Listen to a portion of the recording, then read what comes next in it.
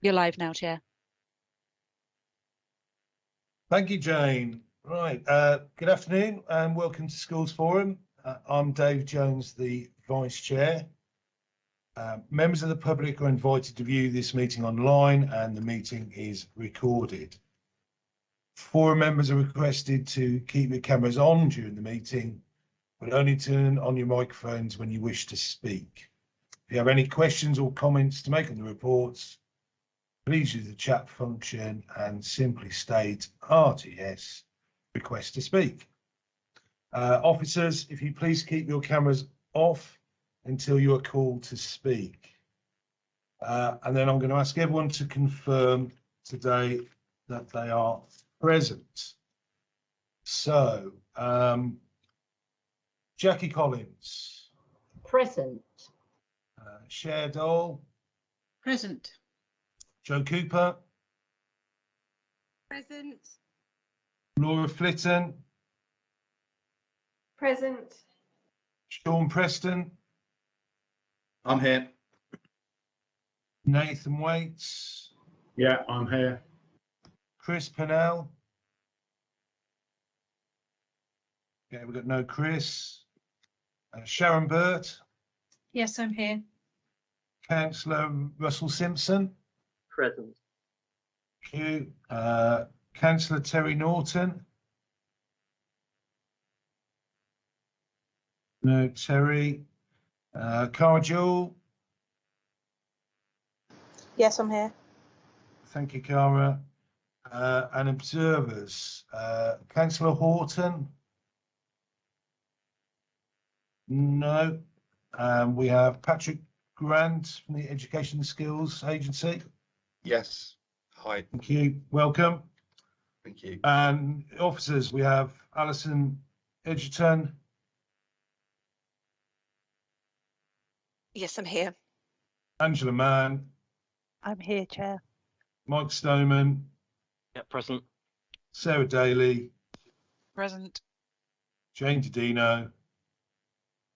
Present. And Sarah Christopher. Present. Do we have anybody else here who I haven't mentioned? Yes, my name is Sam Galloway. I work for Solent Academies Trust and I'm just an observer. Okay. Thank you, Sam.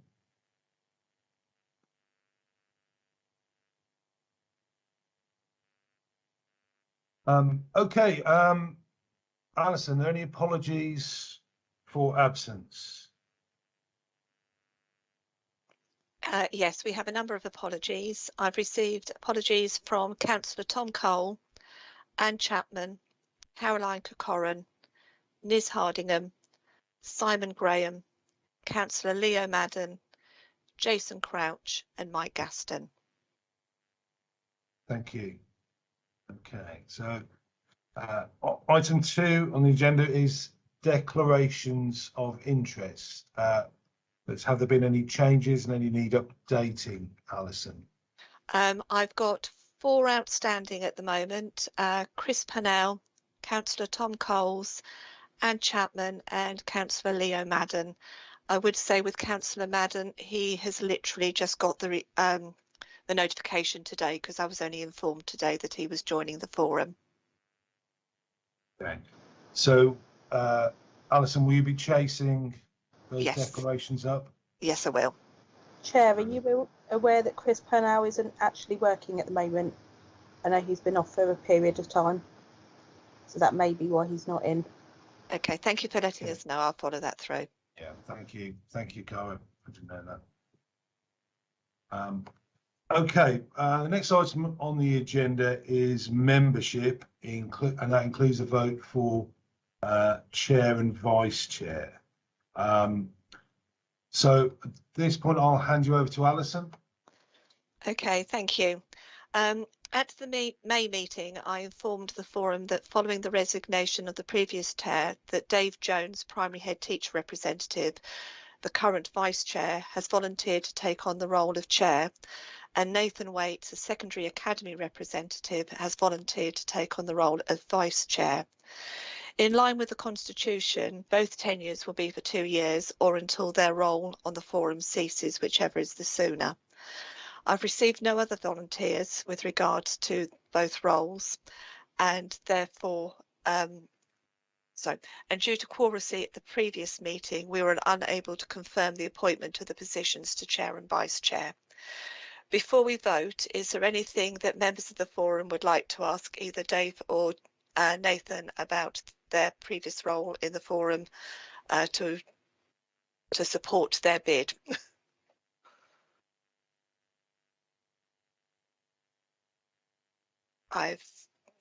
No. Okay, no, I've a few head shaking, so I'm assuming not. Therefore, what I'd like to do is to go through the vote. I would like to request Dave Jones to leave the meeting whilst we vote on the position of the Schools Forum Chair. Okay.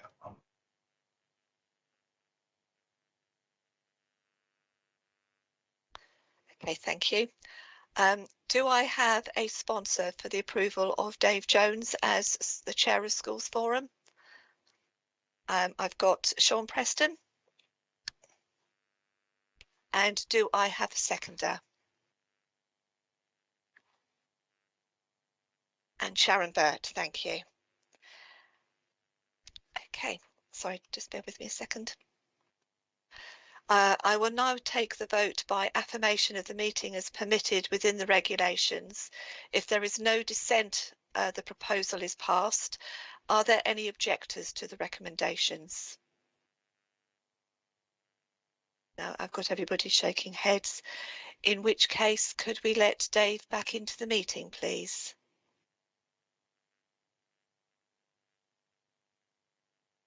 Sorry, Alison, he's not in the lobby at the Oh, he's moment. not in the lobby. Okay. Okay. Hopefully he will be back in shortly.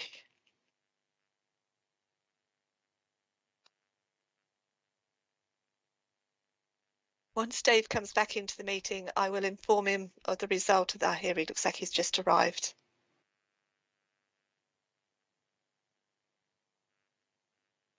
Hello, Dave, are you there? If he is, then he didn't come Oh. from the lobby. Oh, I didn't need to there- admit him, there- Alison. Okay. So you were aware. Okay, thank you. Hello, Dave, are you there? I'm here. Okay. Dave, I'd just like to inform you that following the Voter Schools Forum, the position of the Chair of Schools Forum is now yours. Thank you very much. Okay. Can I pass the vote for the Vice Chair back to yourself? Yeah, of course. So again, Nathan, I'd like to request you to leave the meeting while we have the votes. Join us in a little while.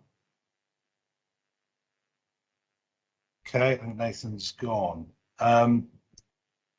Do we have a proposer for Nathan as Vice Chair?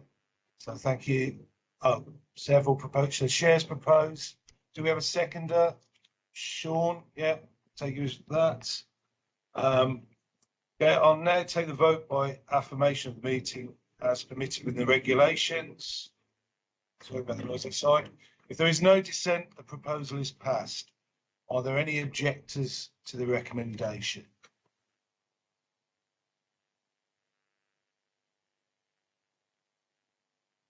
Okay.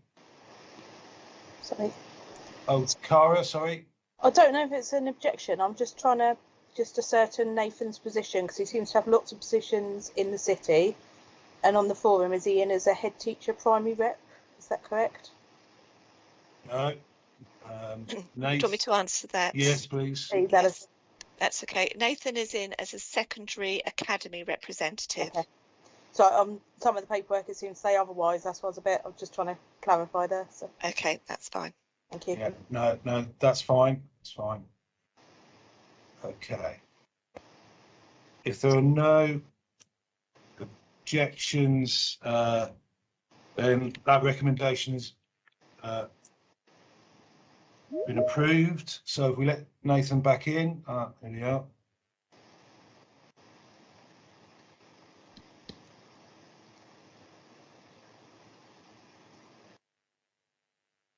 Okay, Nathan, are you back in? I am indeed, yeah.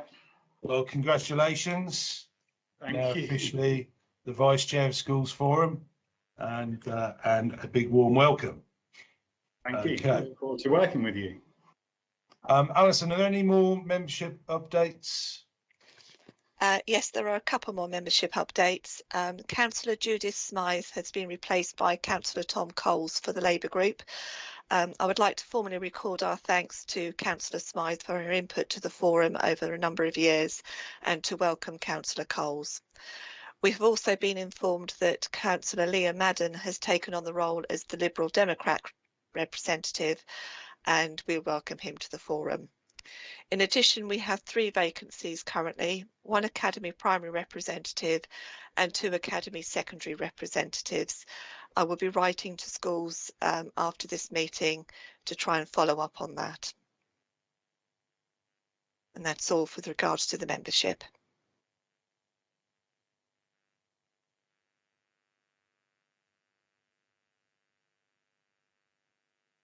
Thank you, Alison. I think if all of us can encourage colleagues to join this group, that would be much appreciated.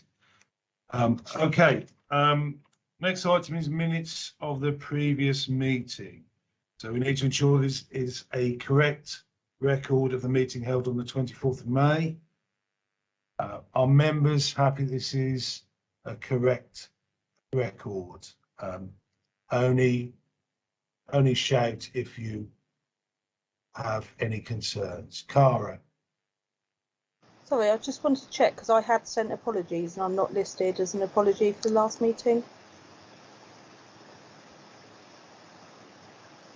Okay. I'm sorry, Cara, we didn't receive your apologies, but if you had sent them, we can get those corrected. Thank you. Okay, if that's it, then that is the minutes of the previous meeting have been approved. We're next going to go on to matters arising from the previous meeting, and Alison's going to provide us with an update. Okay, there are a number of matters arising from the last minutes. I just wanted to draw people's attention to the fact that I think it's item 6 on the agenda is actually part of the matters arising from the last minute. The agenda wasn't picked up before the agenda was sent out, so my apologies for that. With regards to the matters arising, the first one relates to the chair and the vice chair of the forum, and that has been addressed at this meeting. The other matters with relation to the element 3 top-up funding for 22-23. This concerned Flying Bull Academy and Redwood Park. Following the Schools Forum on the 22nd of May, a report was taken to the Cabinet member for the decision day on the 4th of July, and all proposals in that report were approved. Under any other business at the last meeting, we had a couple of questions asked. One related to the funding for Ukraine. We are still waiting guidance with regards to the Homes for Ukraine funding for education settings. As soon as we've received that, we will obviously act upon it. And the other one was in relation to contacting Schools Forum members to ensure future quoracy. In response, we've contacted Schools Forum members asking for a named substitute, and that hopefully will support attendance at future meetings. I've had a response from several members of the forum, and I'm still waiting for 7 members to come back to me. I'll be following those up after this meeting. We are also trying to promote new people to Schools Forum, and are considering what to do about consistent non-attendance on certain individuals, and we will bring that back to another meeting in the future. I think that's all I've got for matters arising. Any questions?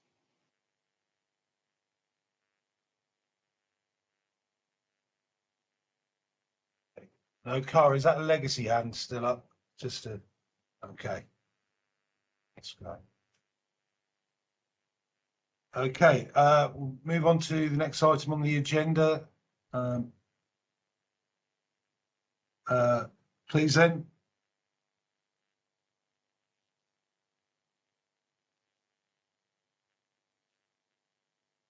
So is Angela, you taking us through this one?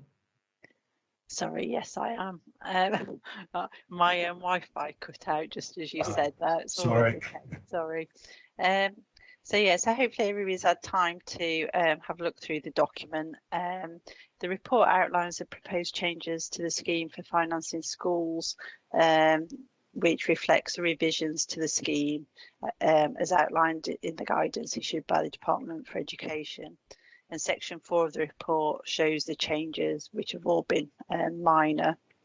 There was a consultation on changes to the scheme with head teachers, governors and finance managers for the maintained schools, and that took place between the 19th of May and the 6th of June 2022, and no responses were received. And the final document is attached to Appendix 1, and I'm happy to take any questions.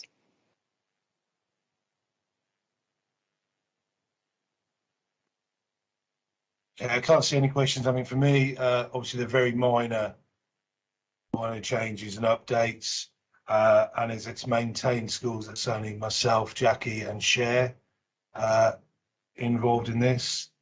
So it's recommended that the school forum members representing maintained schools approve the revised scheme for financing schools attached as Appendix 1 to come into force on the 14th of July 2022. So can I have a proposer, please? Jackie or Cher, thank you. And the seconder, we have Jackie. Thank you. So the recommendation has been proposed and seconded. I'll now take the vote by affirmation of the meeting as permitted within the regulations. There is no dissent. The proposal is passed. Are there any objectors to this recommendation? And it's only for myself, Cher and Jackie. Okay, thank you. That recommendation has been approved. Okay, moving on to the dedicated schools grant outturn, and that's Alison, I believe. It is, yes. Sorry, and I've just lost my notes. Oh, the joys That's of all right. modern technology. That's all right. Okay, bring back paper. Okay, so this is the annual report which updates Schools Forum on the outturn position of the dedicated schools grant for 21-22 financial year.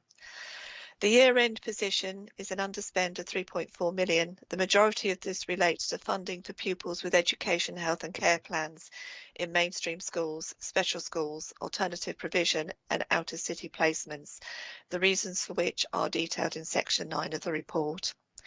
Included in the underspend is an approved planned underspend of 0.4 million, which relates to the growth fund and the school specific contingency.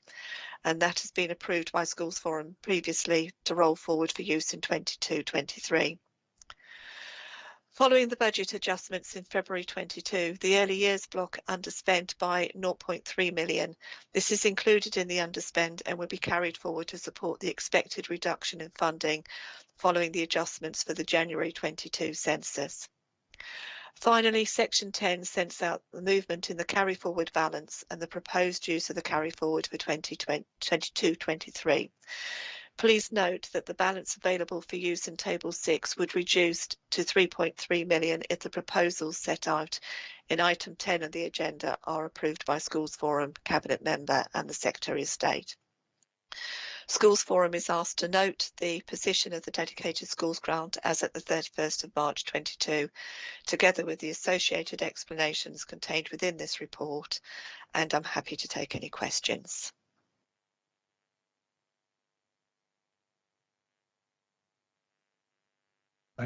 Thank you, Alison.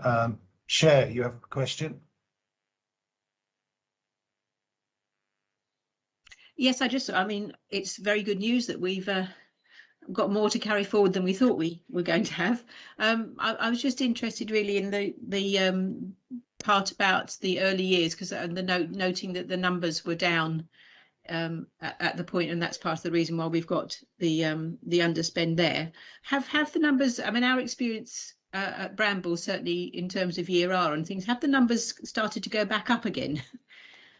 We haven't seen the population numbers go back up as yet. We are waiting for the January 22 census information to come through, so we can confirm that. But our expectation from the information we've got from our information team and also the early years team is that the numbers are likely to be lower than they were in January 21, which is what our budget was based on. Right. Thank you.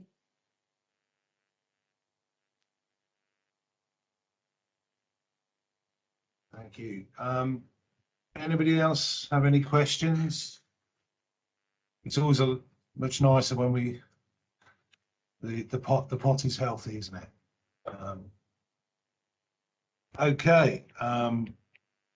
If there are no more questions, then it's recommended that the schools forum note the end year budget position for the dedicated schools grant as at 31st of March 2022, together with associated explanations contained within the report. Do I have a proposer for approval of the recommendation? Sean, thank you. And do I have a seconder? I think Cher might have seconded. Chair, you seconded. Thank you very much. Okay. So the recommendation has been proposed and seconded. I will now take the vote by affirmation of the meeting as permitted within the regulations. If there is no dissent, the proposal is passed. Are there any objectors to this recommendation?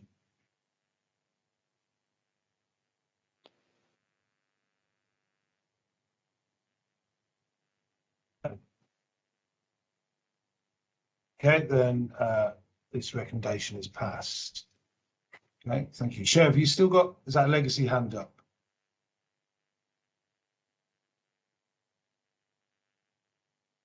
Brilliant, thank you. Okay, the next item on the agenda is school balances as at 31st of March 22. And that's over to you, Alison. Yes, this is an annual report to Schools Forum to report the year-end position of the maintained school revenue and capital balances as at the 31st of March 22. Section 4 details the year-end position of the revenue balances, with the second table showing the balances overall have decreased by just under 0.4 million. While the majority of schools have seen an increase, 7 schools saw a decrease in balances, 3 of which have excess balances, have balances in excess of 10% of the budget and therefore are not of concern. 1 has seen a reduction of less than 25% and is being monitored as part of the regular school meetings. And the 3 remaining schools have been contacted and the actions are detailed within the reports. In addition to the schools with reducing balances, the report also looks at those schools with excessive balances. At the end of 2020-21, 2 schools had uncommitted balances in excess of their budget share. The schools have been, just realised I've given you the wrong year. At the end of 2021-22, 2 schools had uncommitted balances in excess of 20% of their budget share. The schools have been contacted asking for information regarding their balances and the reason for holding them. And again, the details are in the report. Capital balances are detailed in section 6 of the report. There has been an increase in capital balances, but this relates to a large capital project being undertaken by one of our secondary schools. It is recommended that Schools Forum note the level of maintained school balances as at the 31st of March 22 and the monitoring action being taken by the Council. And I'm happy to take any questions.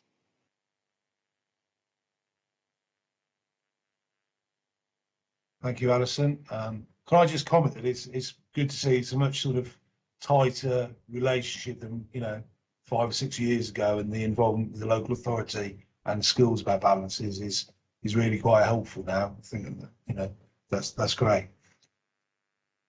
Anybody else have any questions or comments?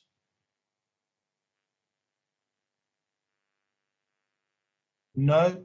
Okay. Then it's recommended that the Schools Forum note the report.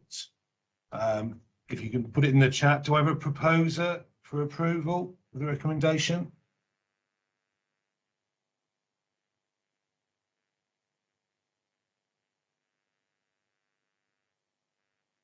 Good. Nathan, thank you.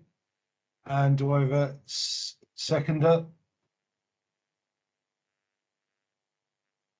And Joe Cooper, thank you very much. So the recommendation has been proposed and seconded. I'll now take the vote by affirmation of the meeting as permitted within the regulations. If there is no dissent, the proposal is passed. Are there any objectors to this recommendation?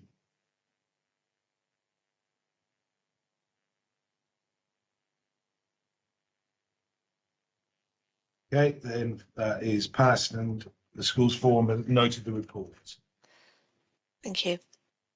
Thank you very much. Okay, the next item about improving school attendance and reducing exclusions. That's over to Mike to present on this one.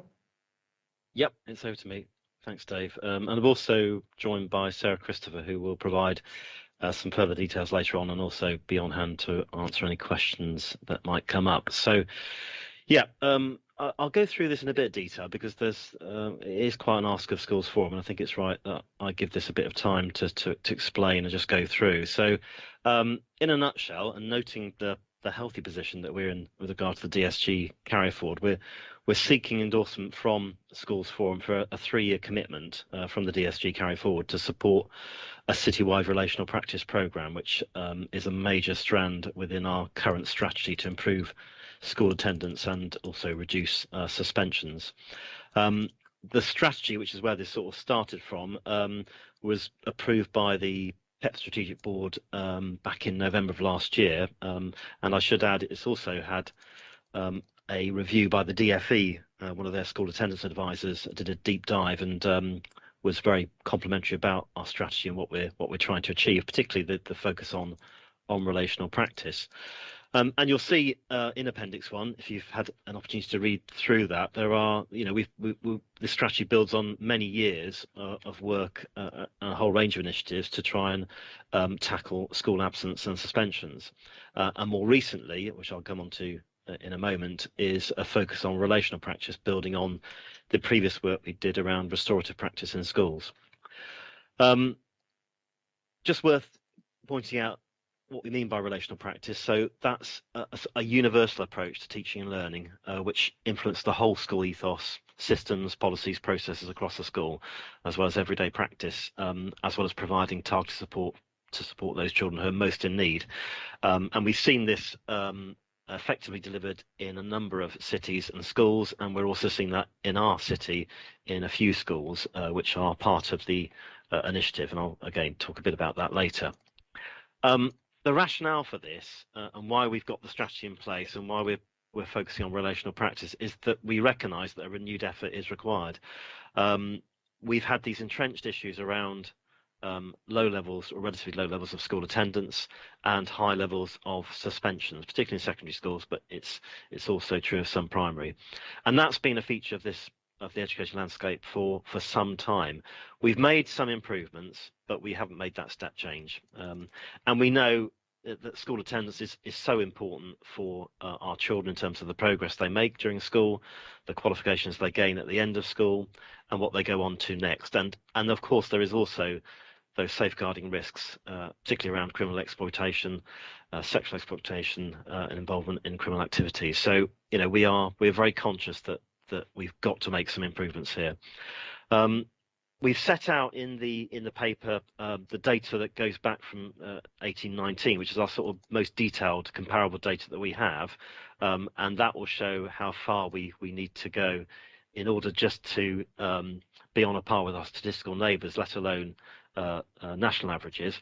We've also included in Appendix 2 the latest data for 1920, which we've got, and for 2021. Have to apply a bit of caution to the veracity of this data because of the pandemic, but nevertheless, it tells us something. It does show some improvements, which is good to see, but the challenge for Portsmouth clearly remains. In the strategy, we've set out details of what we've done over the last few years and some of the recent work that we've initiated during the pandemic. But as I said before, we need to do more. And the focus on relational practice, we believe, represents a key change that we need to apply in Portsmouth. It's been through the PEP Strategic Board, and those board members have endorsed and are convinced of the potential this could make based on similar work that's done elsewhere. And we've cited Hull and Leeds as being two cities that have done quite a bit of work on this. In Portsmouth, we have a standout example in the city. That's Trafalgar School, part of the Sultan's Academy Trust, who have been leading the work on our behalf over the course of this academic year. And they've exemplified what can be achieved through this relational practice approach and embedding that ethos and culture throughout the school over a fairly long period. They've been doing this for 3 to 4 years. The impact is significant, so attendance has clearly improved there. And in terms of suspensions, the data there is really impressive. Just two suspensions in 2021, and currently just 2 in 21-22. And we're also seeing that in some of our other schools who are clearly using relational practice in their schools, and many of those schools are on our steering group, which is overseeing this work. Just in terms of where we've got to so far, so we have been we're running this on the basis of waves of implementation, subject to obviously funding being made available to support future waves. The first wave began in the autumn of 2021, and 17 of our 61 schools have been involved, but we have had a clear indication and a willingness from many other schools to be part of future waves subject to that funding. We were able to implement Wave 1 through some one-off funding through the DFE Regional Recovery Fund and a little bit of support from the council. In paragraph 3.9, we set out the support that the schools who have been involved in that first wave have received. I'm not going to go through the detail of that today, but we are planning to use a similar level of support in our schools that will be involved in future waves. In paragraph 3.10, we set out the sort of key resources that are needed to roll out relational practice in our schools. Again, I'm not going to go through all the detail today, but you can see that in paragraph 3.10. And then in terms of governance, I mentioned the steering group that we now have in place, which is chaired by Sarah Daly, and which has a representation from secondary and primary schools and a range of other partners.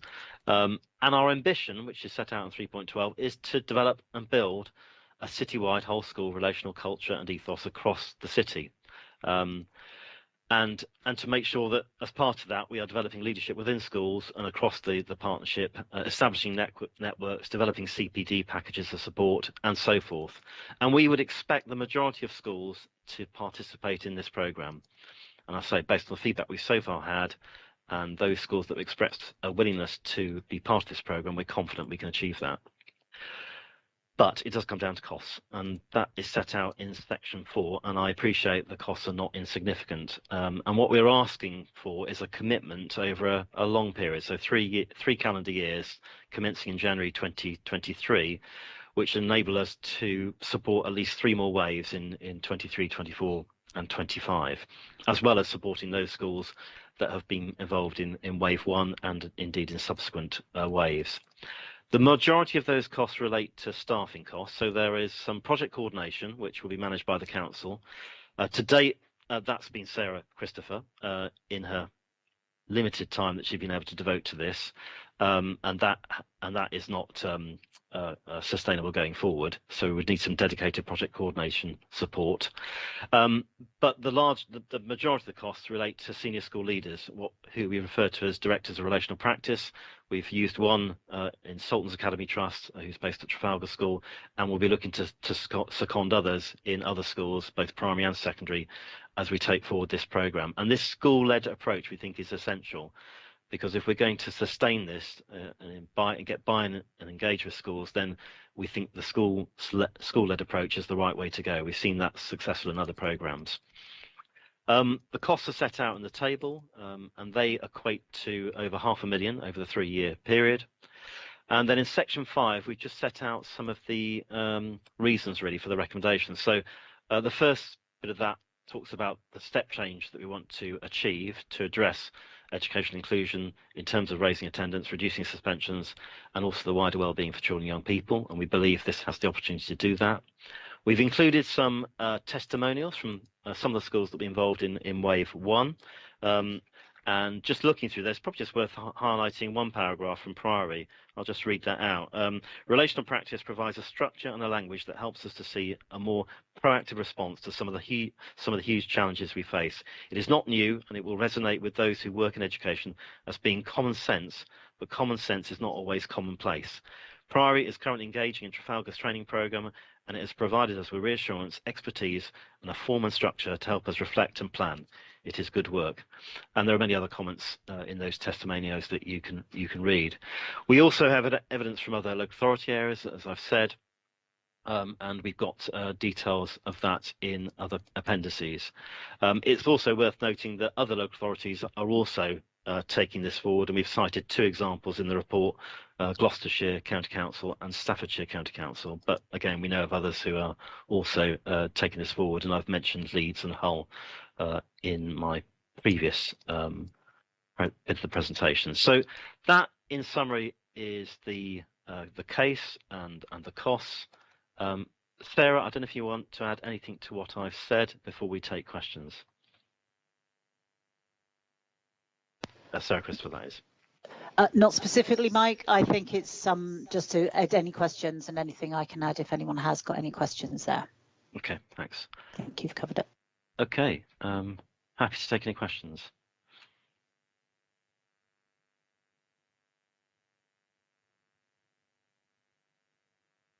Okay, Cara, got you. Yeah. Hello, Mike. Hiya. I have read the report and I think it does sound really promising. My concern is that early years budget is not ring fenced, and historically early years budget has then been kind of sideswept into these kind of projects, and obviously I'm just aware that it's not covering early years, which I actually think is a real shame, because you could get some really good relational practice in early years ahead of school. But I also would like to add my concern that the early years budget then becomes used for this project. Okay, just in response to that, I mean, obviously this is the DSG carry forward, but that carry forward obviously comes from the whole budget, so I accept there's an early years element there. In terms of early years settings involvement, that's a really good point. This is focusing very much on schools, but the principles of relational practice can absolutely apply to early years. So although I can't give you a straight answer right now, if this were to go forward, then I think we should take that back to the steering group and to see if we can extend this to early years. I think that's a really good point, Cara. Yeah. Brilliant, thank you. Thank you, Cara. Sean. Thank you, Dave. Mike, first of all, to say thank you so much for that. I think it's an absolutely fantastic proposal and I fully support it. The only question I got is what monitoring will be in place throughout the 3 years to evaluate the impact it's having, and what will be the get out of jail free clauses if it's not working, to sort of minimise the spend if it's not having an impact?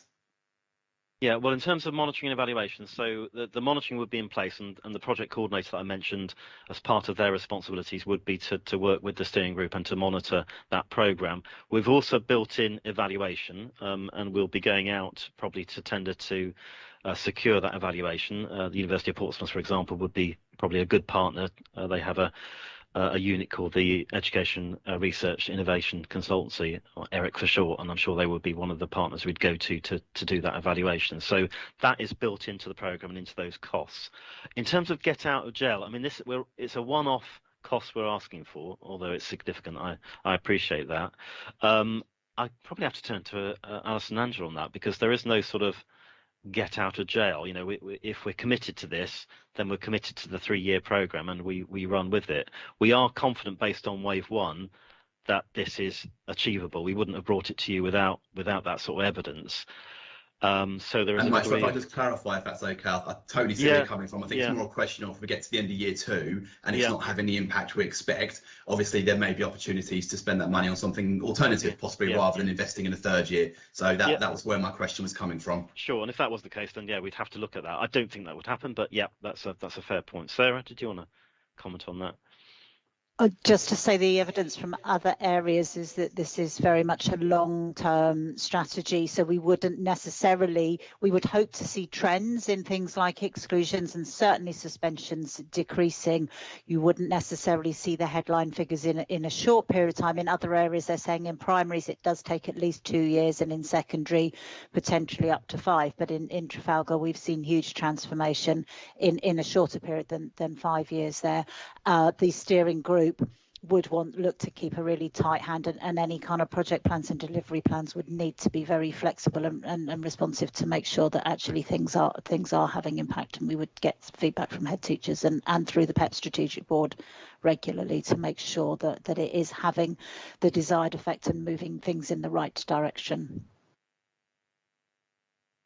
Thank you, Sarah. Cher. Yes, just two things quickly. Firstly, I did want to really support what Cara said about the early years. Obviously, in terms of infant school, early years includes year R, but we really need to be, if we're talking about a whole culture and a whole system, then it starts right at the beginning, not a couple of years in. And then just to link into what you were talking about just then, I was going to say, I presume the steering group will be looking at success criteria and monitoring, but we need that to go beyond the 3 years, don't we, in terms of, I'm not saying that the staffing commitment needs to go beyond, but if we're trying to embed a cultural change that's going to take at least 2 years, then we need to be keeping a longer term look on encouraging it, assuming that it is working. I really support this. I think it's really good. Thanks, Cher.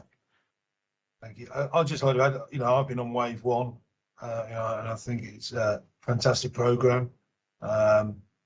Something we wanted to do, and look forward. And it's given us as a school a real structure for moving forward, and some high level support as well.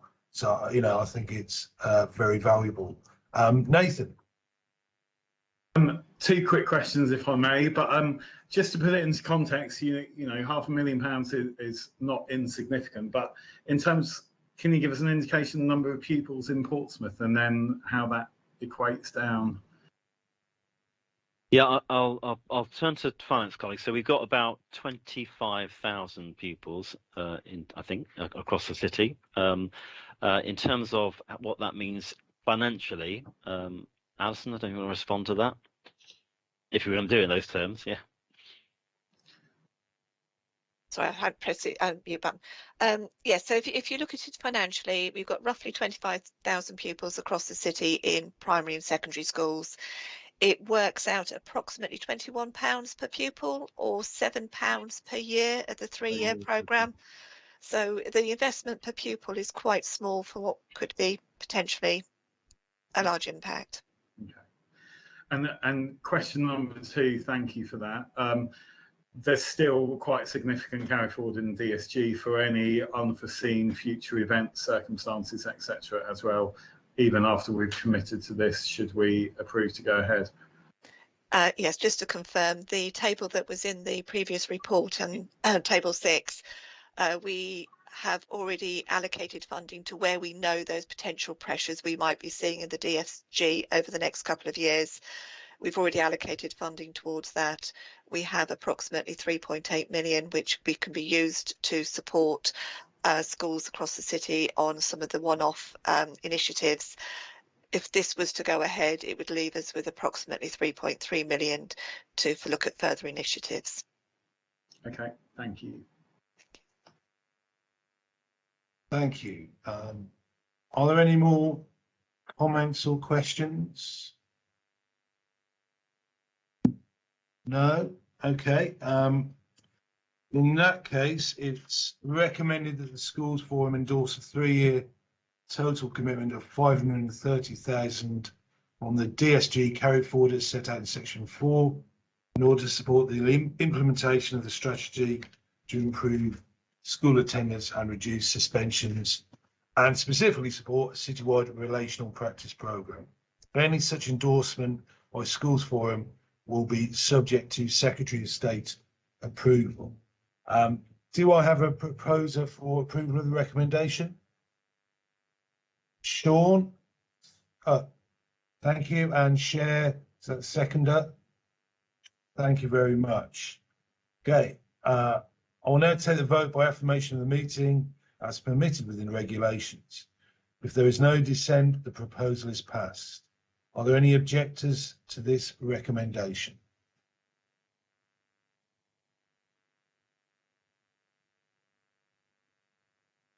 Okay, there's no objections, so this recommendation has been passed. Thank you very much. Okay, it's back to Alison now for verbal update re the implementation of the direct national funding formula. Okay, thank you, Dave. Following Schools Forum last time, I put forward a request to be involved in the response to the government consultations.